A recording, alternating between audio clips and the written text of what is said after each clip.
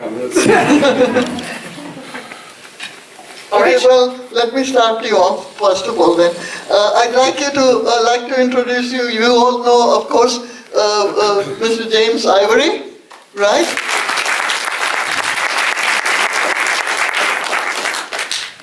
I have half a mind to start well, no. Okay, and this is Katherine Monk. She's a well-known journalist. 10 years you did the journalism, different...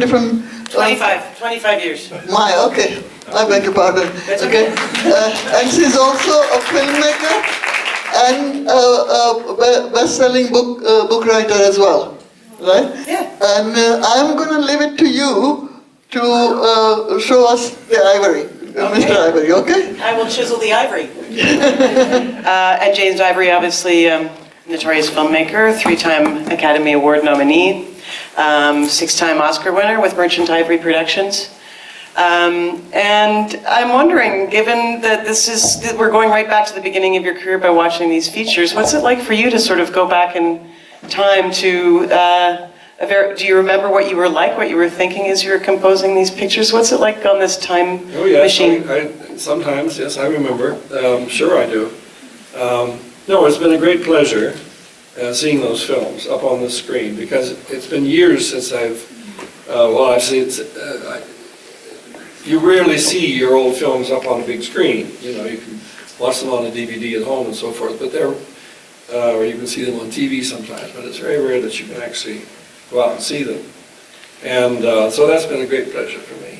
A pleasure. Do you not look and think, oh, because obviously it's early work, there were things that I imagine you would have preferred to do if you wanted to do things over? Oh, obviously, yeah. I mean, of course there are. You see all, so should we pass this back and forth? Hello? Well, this is okay. Yeah, it's okay. It's just at the wrong height. Hold on here. You want to switch it over? No, just we can just bring the it's mic okay. higher. This one's working. Oh, okay. We can hear. Here, we'll just, yeah. I think that'll work. Yeah, okay, very good. You may need that again. Well, sure, of course, when I see these films, I think, oh, I wish it wasn't like that, this, that, or, and every one of them, there's something. Less, I think, in Heat and Dust than the other three that we've seen. But, you know, things, if you could do it over, you wouldn't do it that way. In some cases, you wouldn't hire a certain actor, maybe. Well, I understand, actually, interestingly enough, someone suggested to you that maybe Faye Dunaway and Omar Sharif would have been a better casting choice for this film. But that was what, we didn't have the rights to this originally. I mean, when the book came out, and it was quite a success, there were some other people who bought the rights, and yes, they wanted to make it with Omar Sharif. Mia Farrow? No, not Mia Farrow, and I don't remember. But Omar Sharif was the person that they couldn't imagine casting an Indian actor, you know, to play that part. They wanted an Oriental, a handsome Oriental is what they wanted. Well, Omar Sharif was that, but you know. So then we got. Years passed, 5, 6, 7, we made other films, and then they gave up. They couldn't raise the money for it for some reason, and Ismail decided, well, it would be our 20th year anniversary film. That was it, and we were to do it like it or not. Well, that was fine. Well, so we did do it. That was, where's that coming from? Okay, is that okay? Okay. I think someone just maybe turned the volume up. The visuals, and looking back how you composed a frame, it was, the visuals are so striking. How do you go out there and compose your frames? What was going on in your head? As a director? No, it's not just me, it's also the cameraman. And first of all, you rehearse the scene, you find the place that where the scene is to be shot, and that's usually decided months in advance in some cases. You know where you're going to go. And you rehearse the scene, and you work out where the actors are going to be in the scene, whether they're going to be standing or sitting or walking here or there, whatever. you work it out in that way.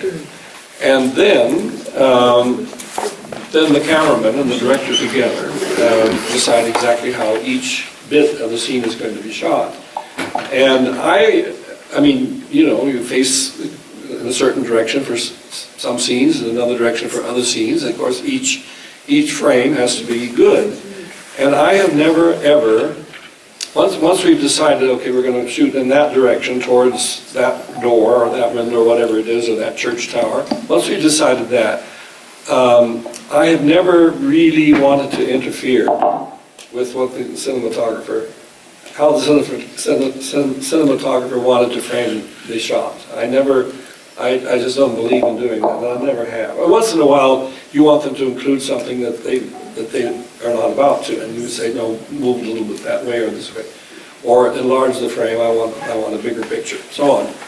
But I think, you know, you work with the various people. The people you're working with in the film, like the cinematographer and the costume designer and the composer, and of course the writer. And you can't, you know, you can't too much intrude on their space or do something which in their eyes is rather deforms what they really want to do. And so it's the same with photography. Mm-hmm. And I pretty much leave it to the cameraman. But you know, there are things that come up naturally. You have ideas. And sort of just as finding an adequate working relationship, from what you described the relationship that you had with Ruth and Ismail as you're the president. It's sort of like U.S. government. It's like you're the president of the United States. Ruth is the Supreme Court, and Ismail is Congress. Was the Congress, right? And that's how we worked. He did all the heavy lifting and the hard work after once we decided to do it, and it was like that. And our spheres were they were quite definite, and I didn't get into Ismail's way, and he never came on the set and was telling me to do this and that in a different way, or into the editing room and said, you know, cut that or bring this in or whatever. And the same with Ruth. I mean, once she'd given the script, I mean, we would talk about this, that, and the other, and sometimes we would be able to talk about the actors also, but once she'd written the screenplay, that was it. And she never interfered either. The time when Ruth, after the film was all shot, and we were editing it and had come up with a first cut, or a rough cut, whatever it was, the first assembly of the entire film with all the different scenes, you put everything in usually.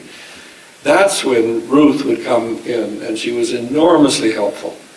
Because her job really went on through that part of the editing. Because she felt, as a writer, that there were, her story was succeeding or not succeeding because of certain reasons. Sometimes it was just a bad performance. Sometimes she'd be the first to say, this is a scene we don't need, or I don't like this scene, and I think get rid of that scene, it's not good, and so forth. And she was very, very good in the editing room at that point and helping to shape the final film. And that's something, it was a relationship with an editor that you never ever see in Hollywood. Relationship with a writer rather. Writers never go into the editing room in California or other places. I mean, they're just, you know, they hope they'll see the movie. They hope they'll be invited to the first screening. Exactly, the writers have no say. Sometimes they're not. So she was very, very, very useful and helpful. And just the amount of respect, it seems, that there was this tremendous mutual respect among all three of you, that you sort of trusted each other's area of expertise. Well, you know, just as we have to trust all the other people who are really doing a big job in a movie, you have to trust your composer, you have to trust your actors, you have to, you know, your set designer, you just have to, they're artists and you have to trust them. You have to let them show you what it is they want to do. Mm-hmm. At least you have to see what they want to do. I get the feeling there are people that you sort of felt comfortable with. It's like, these are Merchant Ivory people. These are people that sort of are looking at the world through the same sensitive, and I would say there's a definite feeling. I mean, you know, someone called it the Laura Ashley School of Filmmaking. Alan Parker referred to the Merchant Ivory, but there's a feel and an emotional. there's a congruity among all the films. There's a sense of wholeness that they all belong to the same family, whether it's, a Forster adaptation or whether it's Heat and Dust. There's a sense of continuity through the work, and I'm wondering, is that a function of the fact that you guys had this unspoken understanding, or did you articulate, what, No, it was certainly not unspoken. I mean, we argued about all kinds of things, from beginning to end. There'd be all sorts of things we'd fight over. Like what would be, for instance, what would have been the argument over Heat and Dust if there was a significant point of contention? There were some, and we shot a great deal more footage that you certainly you didn't see.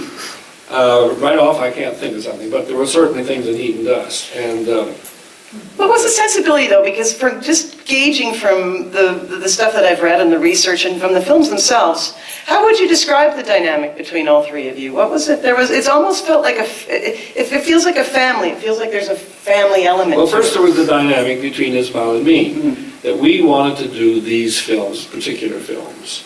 And we set out to make these films. And then Ruth, if she liked the project, if she thought it was a good project, and if she was free, because sometimes she wasn't free, then she would join us, and then the three of us together were absolutely solid about what we wanted to do, in the sense of actually do a particular, if it was a book, or if it was a story that was like a contemporary story, or if it was a historical thing like Jefferson in Paris, we had decided amongst the three of us, this is what we were going to do. And so we were all working to do that together. And nobody was working to pull it apart.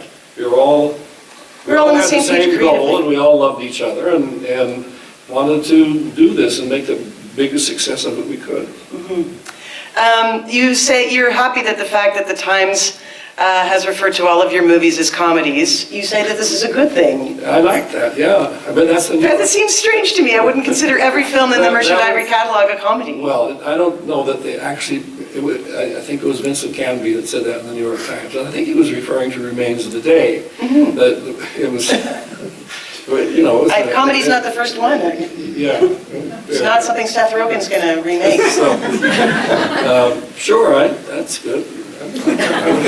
But it seems to speak to and I get the feeling, and please correct me, but I get the feeling that it speaks to a larger worldview that, behind all of these, there's so many elements of tragedy in all the films, that things could be taken in a very tragic level. Look, a marriage breaks down, she's unfaithful to her husband, people lose face, they lose their inheritance, so many things could be taken as melodramatic tragedy, and yet through the Merchant Ivory lens, it seems that the James Ivory lens, that there's a broadness to life experience, that things are given a bit of a context. Can you speak to that? Well, we have to. Well, that starts.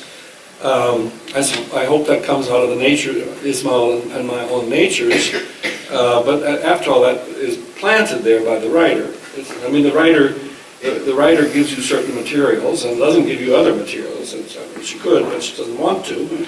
And you have to work with what you get. And of course, it was my business, and Ismail sometimes, to add to that. I mean, add not in terms of content particularly, but to add to the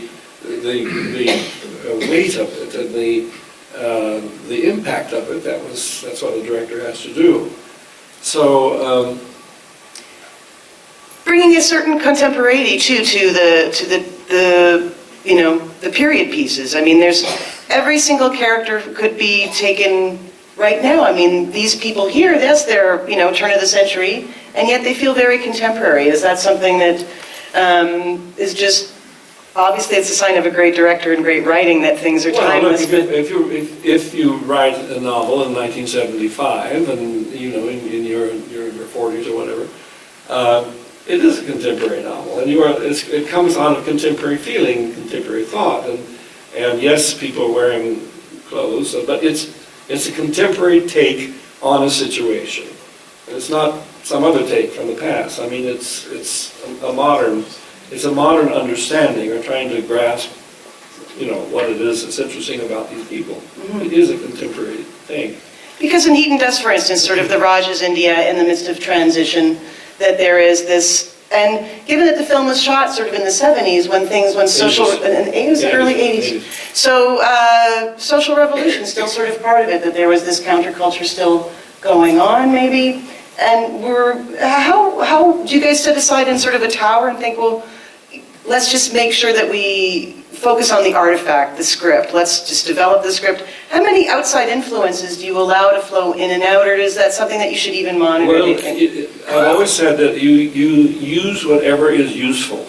If something comes forward, or somebody says something or does something that in any way is useful for that particular film, or even a scene, or even a line in a scene, if it's useful, you grab it. And I think that's what you have to do. It's a very pragmatic way, and I think that speaks to your American upbringing, perhaps, that your dad was his dad was like a lumber guy and sold lumber to MGM, from what I understand. I think it's also, it's part of the, what you do as an artist. I mean, you use what is useful, and you don't ask. But there's a lot of artists that go out there and they're like, I really like that shot of the burning sunset at magic hour, and it's so pretty, I have to leave it in there, even if it's completely... Well, we have those kinds of fights. You certainly have those kinds of fights, and sometimes I as the president does overrule. Sometimes everybody else, he doesn't overrule the Supreme Court, but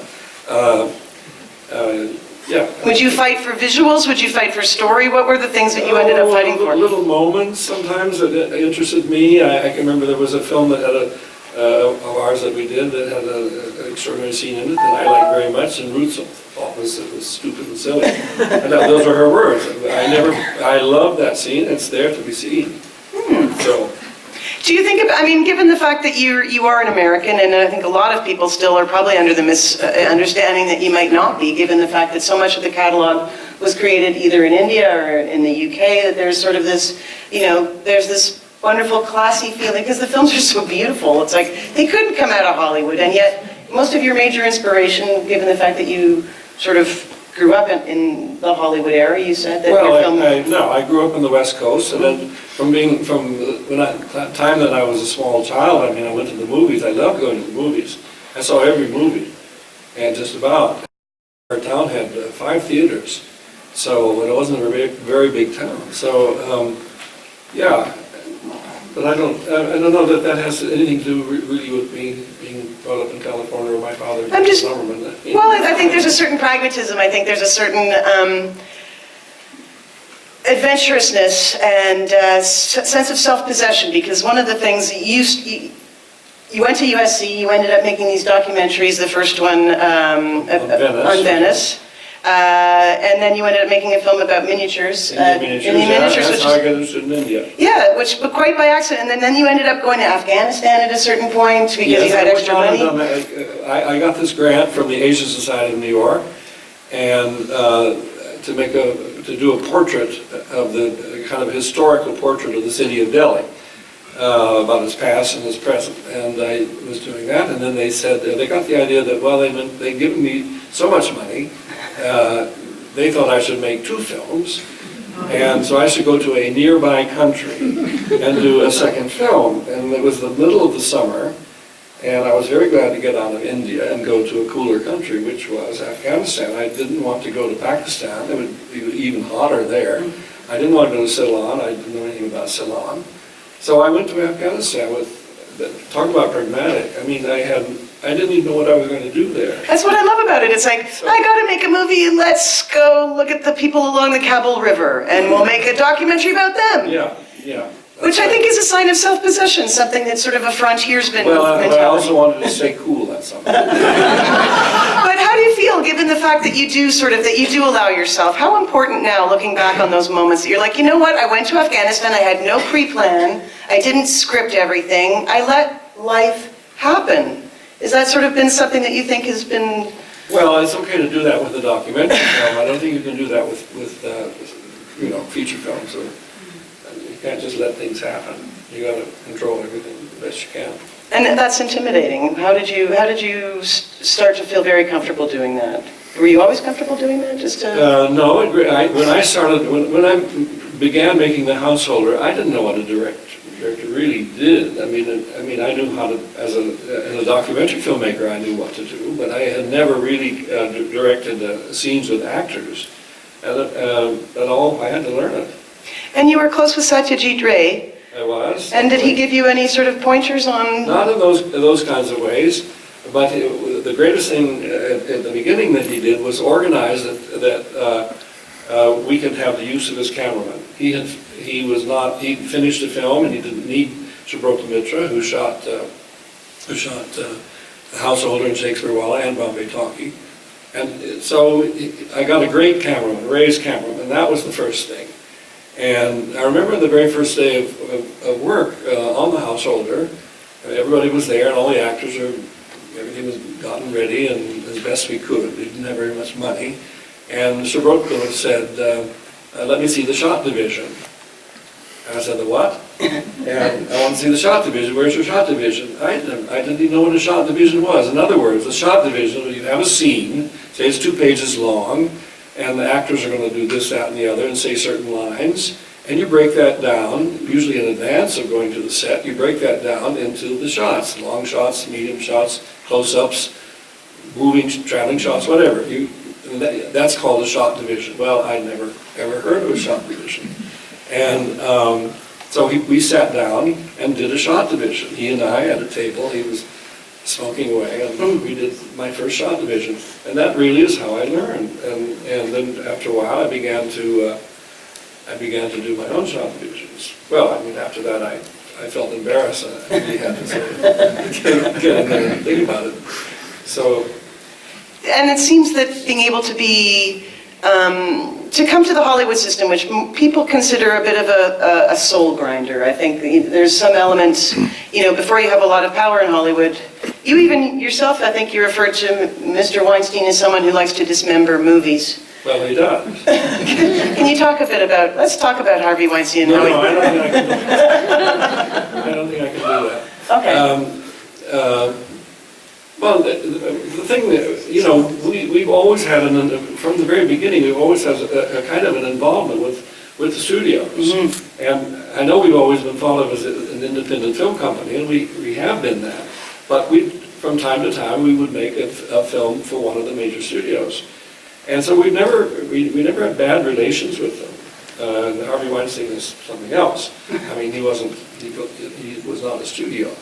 We never had bad relations with them, and sometimes we were in their good graces, and then sometimes we were not. I mean, they might give us money to make a movie, which then didn't pan out too well. I mean, the third movie that they made in India was called The Guru, and which didn't work out. It was not any kind of success at the box office, so a few years had to pass, but the biggest thing that ever happened was that we made A Room with a View for very little money, and it made tons of money, and they thought we had some secret, and they'd like to know how do you make so much money from such a little investment? So then we were in their good graces, and we did a lot of studio films, all kind of in a row, but then sooner or later we made one that didn't do any, people didn't like, and nobody went to it. And did that change? Then there was a fallow period, but then it started up again, and so. Well, you said yourself you've never felt like you were never successful. I never said that. Yeah, I got it right here. But you said you never felt that you were unsuccessful when you started. It's like even flop after flop. That's a very different thing from being unsuccessful. No, that you never said that you felt unsuccessful. You never. Oh. You said you never. Well, no, because I like the films. I mean, I never felt in making the films that I had to do something that I really didn't want to do, that I had to cast a person who was totally wrong, or I had to put in scenes which were ridiculous, or that I had to cut out huge things from the film that I loved. I mean, what I set out to do, I did. And to me, that I was successful in that way. But those things which I did weren't always, they didn't always make a lot of money. Well, to you, I mean, what is the definition of success? Well, I think for any artist, if you like what you've done, and you know, after all, I have made this, and nobody else made it. It may not be the best thing that was ever made of its kind, but I did it on that time. I like that. That is more or less your attitude, and that's been mine. Mm-hmm. And I don't think I ever made a film that was just a dog or anything. No, but I think it's so beautiful to see an artist who doesn't look outside for affirmation, who's quite happy, like, I made the film that I wanted to make, I expressed myself in the way that I wanted, and that's good enough for me. Well, that was what was great about Ismail. I mean, he was always ready to go on for another one. Yeah, he would be ready to make the next one. I mean, we might have made a film that was really not a success at the box office, but he was ready to go off and do a new one. I mean, the film that you saw yesterday, Bombay Talkie, that was not a success at the box office. And but then the next film we made, which was Savages, which is our first American film, and that wasn't a success at the box office either, though people were very interested in it and it had, great sort of press and stuff. It was a very interesting film, but it wasn't really more or less liked it, but there was still an awful lot yet to do. I mean, there was some more shooting we were going to do, and the music and so many things. And then he died, and so we never saw the finished film. And then when I came to do the next film, which was The City of Your Final Destination, which we made in Argentina, that was very, very hard to get going. And without him, I mean, and terrible mistakes were made in that film, not the film itself, but in getting that film made. And Ismail had always done so much. I mean, I began to learn what it was a producer really had to do. You'd think I would have, after 40 years, have pretty much known, but I didn't know. There were so many, many, many things that a producer does, and only a producer can do it. A director can't, director can't operate in that kind of way. Yeah. And then, Ruth and I were working on a project, and then we both got sort of sick. I fell down and broke my leg, and at about the same time she sort of began to go into her sort of final illness. Mm-hmm. And we were working on, there was a short story a novella by Henry James set in Venice called The Aspirin Papers. And she and I were trying to do a screenplay of that and slightly updated and bring that story, take it from the 1880s when it happened into the 1950s when I first went to Venice. So it was a sort of modernization, but it was the same story, the same characters, the same situation, which was letters by a famous poet that somebody else wanted to steal and all this kind of thing. So she had to stop, and I was laid up for 4 months. You know what? This isn't going to work out, or maybe I'm in the wrong place. Maybe I'm pursuing. No, I would have. I'm sure sooner or later I would have convinced her. I would have found somebody, but didn't happen soon enough. As far as just the secrets of your survival and to be an artist for as long as you've been, I think you have to have a little bit of a coating. Like, what is it that coats you that allows you to sort of not, you haven't slit your wrists, you haven't sort of ended up defenestrating yourself. So, what do you credit your survival to just as an artist? Well, to Ruth and Ismail, what else? The fact that you had a group of supportive friends? We were very strong as a team. As a team. We were, and we were always sympathetic to each other. Nobody blamed anybody else for the bad things that happened. I mean, a lot of bad things happened, And you all saw the world, there was this core idea. So when she was like, I want this Hollywood version, I want you to do this, what would be some of the places where you'd push back? It's like, no, I can't do that. Can you describe some of the things of where your sensibilities lie in terms of where it might not have been particularly considered mainstream? I think quite... What would you stand up for? It's like, oh, we really want you to cast Pamela Anderson in that role because she's hot right now. Let me tell you, it's interesting. When we were making our third film, which was The Guru, and in which it's an Indian film, in which there are two English characters, young English characters, who go to India, and it was for 20th Century Fox, and they suggested that we cast Mia Farrow. Well, Mia Farrow was just beginning then, but Mia Farrow would have been perfect, and she had an English accent at that time of her life because she grew up in England. They wanted me to cast Mia Farrow. They suggested it. They didn't say you have to, they suggested it, but I'd never heard of Mia Farrow. And I said something like, Mia who? And so we didn't cast her. Well, those are the kind of useful suggestions that might come from a studio, but if they're giving you a free rein to do what you want to do, you unfortunately make mistakes sometimes. As far as just the catalog and the whole of your body of work, it seems to move in its own sort of beautifully constructed way. That did you feel that there's a continuous sense of theme? Do you look back on these pictures and think, wow, I've been making different takes of the same thing? I wouldn't say that, but do you see any common themes? Yeah, there are. I mean, please don't ask me to state them. I won't. But, yeah, I mean, there's obviously, we had our interests, certain things interested us and certain things didn't. We were never very interested in great theme kinds of movies where we're going to make some great political or social point. When we do that, and we have done that several times, it was more, it wasn't right up front. Mm-hmm. And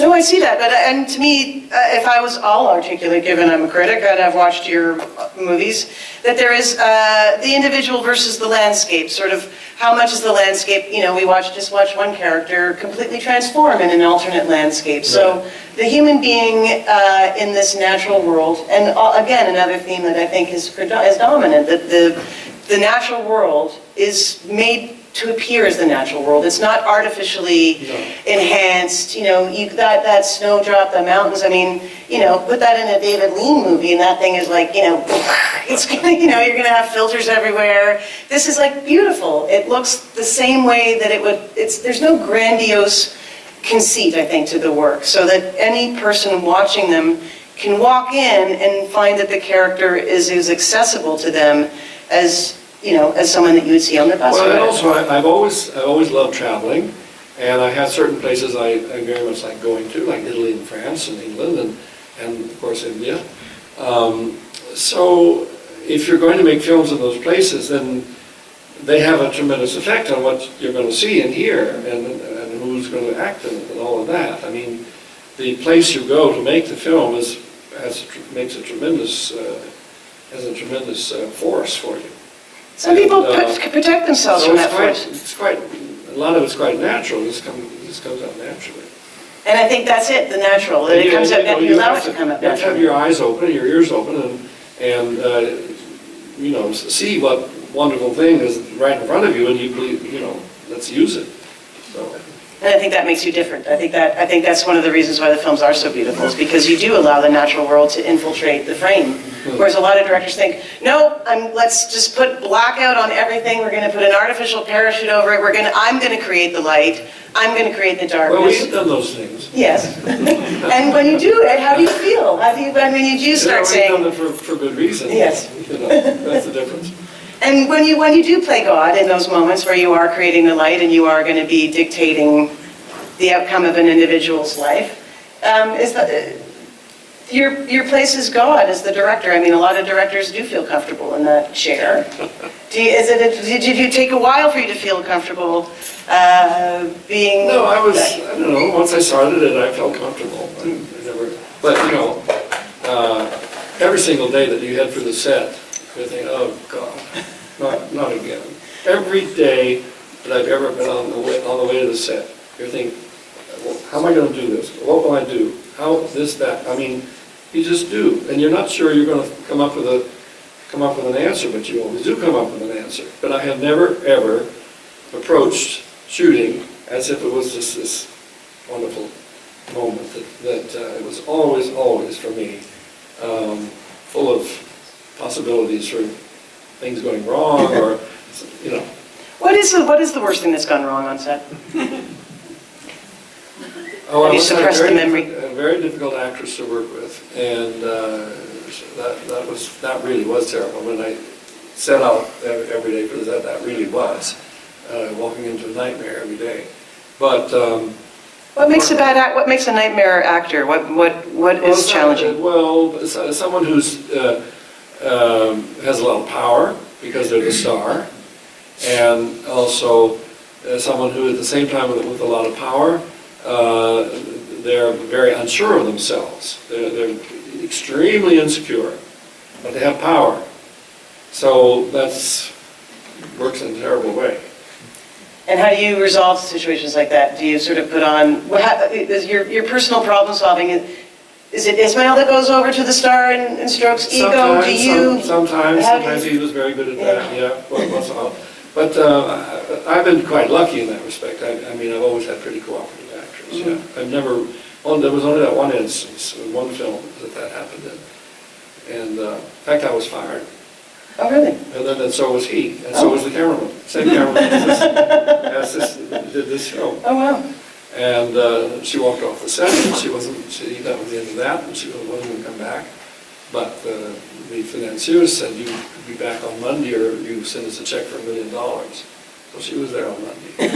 And you weren't? Of course I was. Oh, you were there after, so you got fired, but everybody came back the next day? Those things happen. Oh, that's interesting. I know that we have to wrap it up one more, and then we're going to open it up to Q&A. But there was one quote in this potentially completely, and this was just the proof. But at one point in this book, you're like, "How awful of you to accuse me of falling in love." He is saying, you clearly fell in love with India. You clearly fell in love with it. And your response is, how awful to be accused of falling in love. To be accused? To be accused of falling in love. Yes. To fall in love is a wonderful thing. So how can you be accused of that? Oh, okay, then I was thinking, don't accuse me of falling in love. To fall in love is a tremendous thing. So it's not who can accuse you of that? Okay. That makes sense. I'm like, please don't accuse me of falling in love. Like, I have an objective stance on these. I've done some bad thing. Okay. Anyway, questions from the audience. There's a microphone here, and there's people in the audience that are shy at the moment. But here's a person right here. Anyone? I'll take it. Yeah, okay. I don't consider myself an Indiophile, but I really appreciate the nuances of the culture that you capture in this film, the Nawab culture. And did Ruth get any outside help in India, or was it her? No, but she always had outside help because, she was married to an Indian. She had many, many Indian friends. And, she wrote continuously, many, many novels and stories. But she always had feedback from people and would tell her things. And then she would travel around and see things for herself. On this particular film, it started out as a novel, and I don't really, I don't know exactly what, I can tell you what the influences were on Heat and Dust. The influences were Ian Forster's Hill of Davy, which is an account by Forster when he was a very young man. He went and became a private secretary to a Maharaja. And the other book by Hindu Holiday. Anybody? Roger Ackman. Exactly. It was another situation like that, and those two situations, those two writers, was sort of there in the background of the character of Harry here, who came to live with the Nawab's palace, and it was very much part of that whole thing. That whole world was part of another film we made, which is called Autobiography of a Princess, with James Mason and Mother Jaffrey. And which I think is our deepest. I think that's the deepest Indian film we've made. I hope sometime it's shown here. It's only an hour long, but those were her influences, I think. Thank you. Another question? Your films were not Hollywood mainstream. How did you ever get funding for them, because they didn't fit into the standard mold that would appeal to a 19-year-old in the theater? Well, it wasn't like that for a long stretch of our career. There were things called art houses, and there were intelligent adult films that were being constantly coming from Europe. And you kind of existed in the art house world for a long, long time. And you could get money to make our kinds of films. We always did. I mean, they weren't films that a studio would be likely to, they were not going to be studio films, they weren't mass audience films, but we managed to get the money. And from what I understand, like the very beginning of the Indian work, frozen rupees, can you explain this whole idea of frozen rupees? Well, As Canadians, this will understand Right. this completely. Well, there was a time when India, with the foreign exchange situation was such that you could not send money, you couldn't send your earnings, if you were a foreign company, you couldn't send your earnings out of India. And that was the situation with the Hollywood movie companies. Their movies were shown all over India, and they had been for decades. They had theaters there, but they couldn't repatriate the money, so that money just sat in India for each of those studios and got bigger and bigger and bigger. And those were called frozen rupees. And they could only be used in India. So Ismail quite soon understood the situation and thought, well, what if we made films in India using those frozen rupees, but for those companies? That would be okay. The government would allow that. And that's exactly what we did.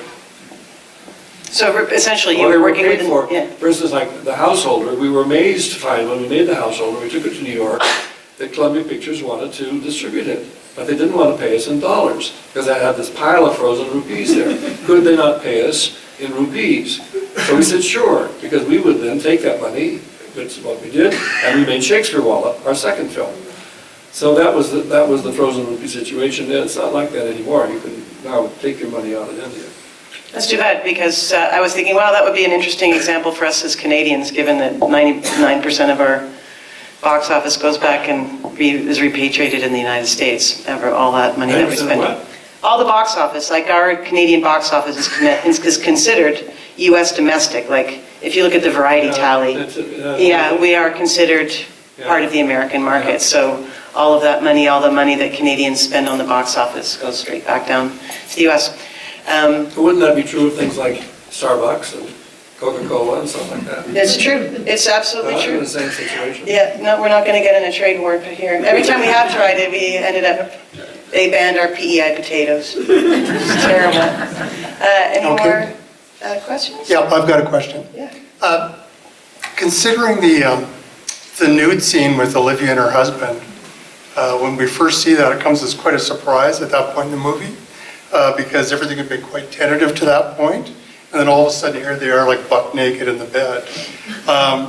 For you as a director, did you shoot that in a number of different ways, and was there a lot of debate over showing them, No. like that at that Well, point? I mean, it was something that horrified the Indian censors when the film came out in India, you can imagine.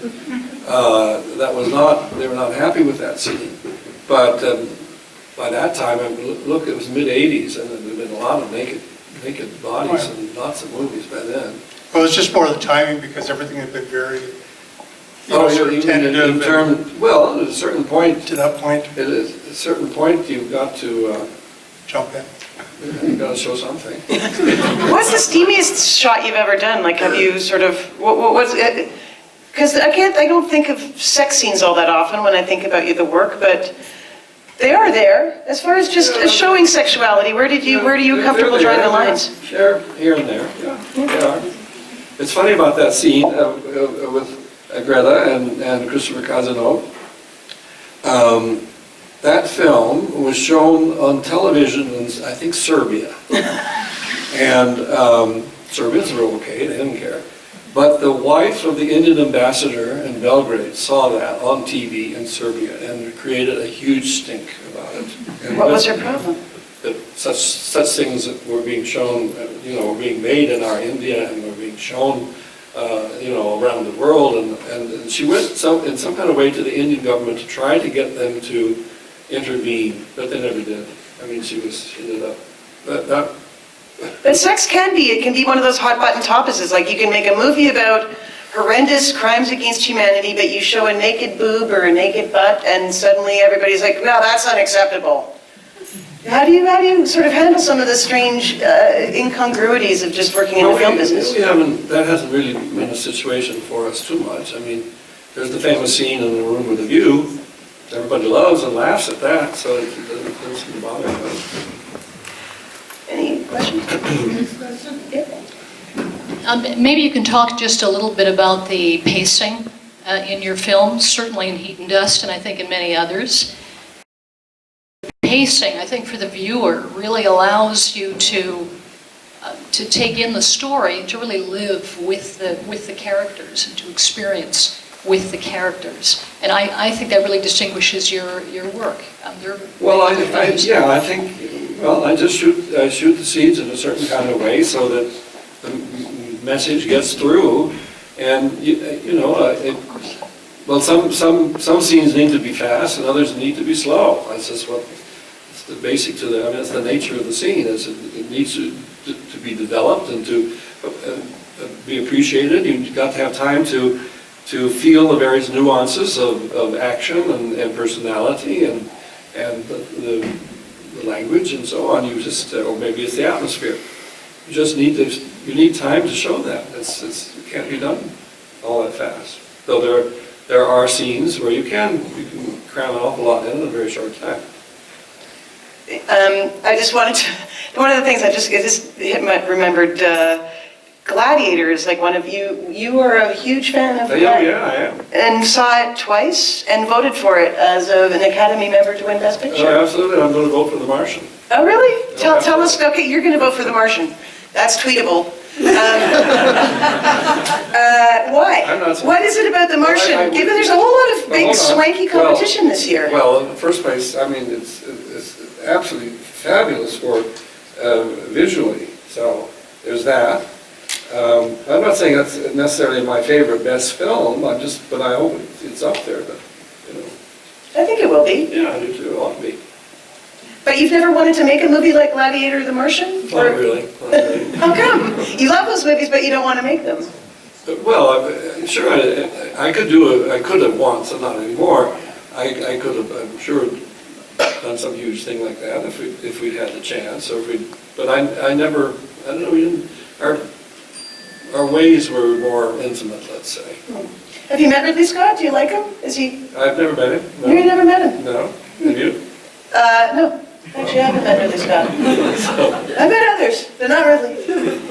He's one of my. He's one of my And I favorite remember directors. when that film came out, and we were editing something in London. That film came out, and I went to see it, and they were handing out jackets that said Gladiator on the back of the jacket. So I got one of those jackets, and I wore that jacket around a lot. That's totally cool. And people said, "Why are you wearing this Gladiator jacket?" That's You totally know, cool. I- One I- last I thought question. that was a tremendously good Roman. There are very, very few ancient Roman films that have real sort of, Well, your feelings on Spartacus is that Swords and well, that's Sandals? a different thing. Different thing. Okay, yeah, there's too much subtext on there. Okay, last question. Okay. I love the way you portray the past of the story and the present as well. Did you face a lot of challenges in the Heat and Dust when you were doing, all the different scenes? No, not really. We had two separate casts, as you saw, and we shot the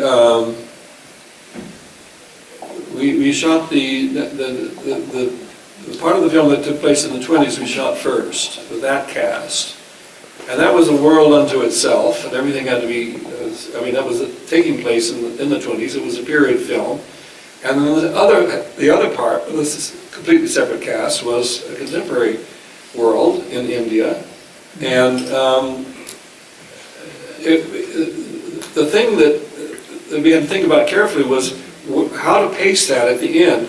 How much of the period picture did we want to show before we jumped into the present day, or we jumped out of the present day into the past, and that was some juggling, and it was a little bit different from the book. The book, Ruth said that when she wrote the book, she put cards up she just tacked cards on the wall, and she'd move them around like that. And we sort of did that in the editing room too. There were just certain things didn't work out in the way they should have, and we threw it away, and so there were other arrangements that we had to come to. I will wrap it up with just, what are you most grateful for over this incredibly successful career? What What are the things that you're most grateful that you've experienced? That Well, you've seen? then I worked on, I did exactly what I wanted to for all those years, enjoyed myself for all those years, and in the company of some wonderful people, basically, and I include the actors in that. Well, thank you. Thank you so much for sharing this. Thank you, everybody, for coming. I'd like to thank Katherine Mann. I forgot to mention, she got a national award for Best Film Critic from Southern. No. We'll talk about any of that. No, but I mean, so she's a good reviewer. Good. Okay, Glad to hear. There you go. That makes you And, work harder. I would like to present something to Mr. Ivory for coming to Calgary. I'd like you to read it. Thank you.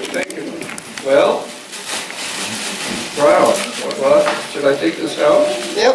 Oh, okay. Shall I? Don't you like opening presents?